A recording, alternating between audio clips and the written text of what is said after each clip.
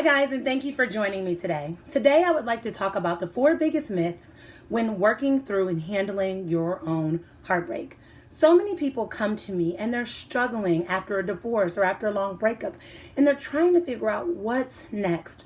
Or maybe they're coming to me because they've already gone through the divorce and the breakup, and they're trying to figure out why life still makes no sense.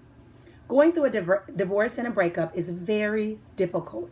It's one of the most life-changing events that you can go through. You've invested a lot of time, a lot of energy into your relationship, and now that it's over, what was the purpose? Why are you here? What did you learn from it? Why did you have to experience that? What happens next? I'd like to talk about the myths because I think that these myths can help to break down barriers that prevent you from reaching success in your healing journey.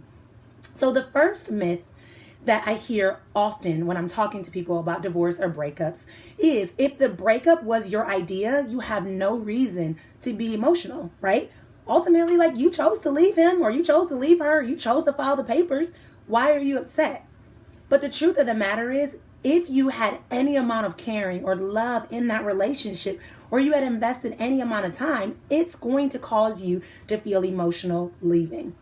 It's literally like taking a piece of yourself away from yourself. You had an invested time. You've created this image in your mind of what the relationship was supposed to be or where it was going to go. And so now that that's taken away from you, it can be difficult to move forward and to make sense of your life.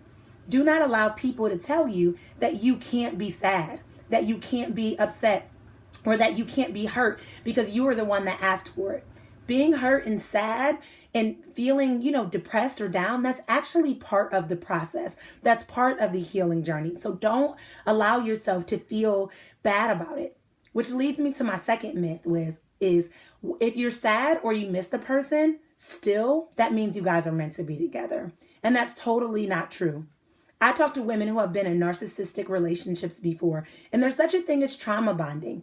Trauma bonding is where you've had so much trauma that you guys have almost bonded together because of the trauma, and it's like you need the person. Even outside of trauma bonding, just in normal, healthy relationships, there's a bonding that takes place. That person becomes part of your life. That person becomes part of your day-to-day tasks and part of the things that you look forward to. And you get those good morning texts and those good night texts, and you ask them questions, and you travel together, and they meet your family. So they become part of your daily life.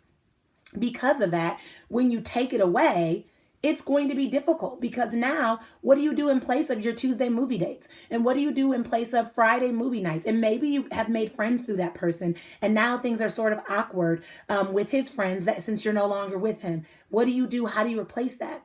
And so it's normal. It's part of the healing process to feel sad or to miss that person or to wonder, what is going to mean and what's going to happen next, and what does this mean for my life? It can be difficult to deal with all of those emotions. I often tell my one-on-one clients that coming out of a bad relationship or getting out of a relationship in general is almost like coming off of a drug. Your body becomes accustomed to it. Your body becomes used to it. And now that it's gone, what happens next? The third myth is getting over it should happen quickly, right? People believe that, okay, you've been in a relationship, you're out of it, now you should just be over it. And a lot of people, because we have been led to believe that, try to replace that relationship with other things because we're frustrated with the time it's taking. Why aren't we getting over it quick? Why is it taking so long? Why do I still feel sad? The truth of the matter is that it's part of the healing process, and healing looks different for everyone. Some people can get out of relationships and heal in 5 months. Some people can get out of relationships and heal in 5 weeks. Some people can get out of a relationship and heal in 5 years. It takes time, and you should never compare your journey to someone else's, even your ex. It's really common to look at your relationship and say, we both invested the same amount of time. He said he loved me. I loved him. So why is he moving on quicker than me? Or why am I not moving on as quick as him? His process and your process, or her process and your process, is going to be different.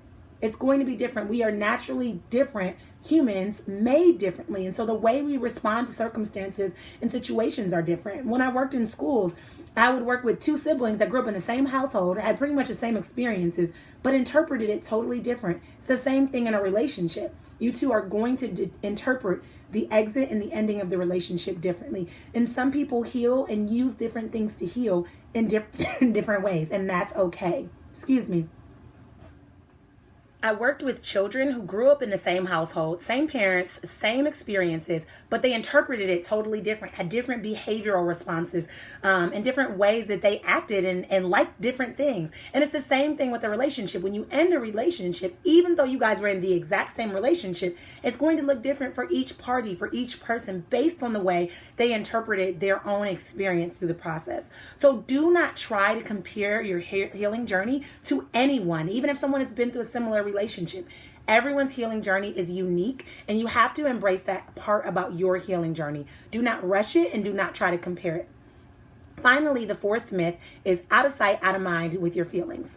A lot of people go through heartbreak and divorce and feel like if I push my feelings out of my mind and out of my sight and under the rug, I won't have to deal with them and they won't ever come back to my mind.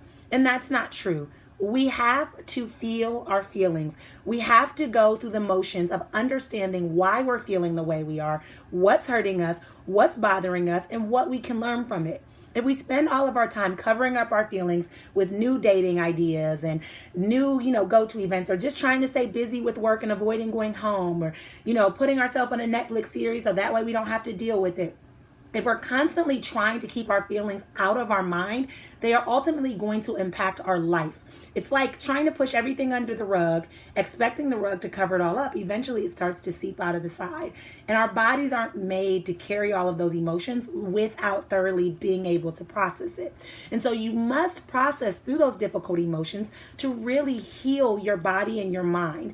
And if you would like the healing process not to take forever, then it's also going to be important to process those difficult emotions. So remember, if the breakup still hurts, that's normal. If you miss the person, that doesn't mean you're meant to be with the person. Getting over a breakup or a divorce is going to take time. Be patient with yourself. And out of sight, out of mind for your feelings is not better. Continue to process and feel those emotions so that you can move into the next chapter and make it your best chapter. So make sure you guys hit subscribe and like below. Share this video if you know someone can be blessed by it. And I will chat with you guys later. Bye.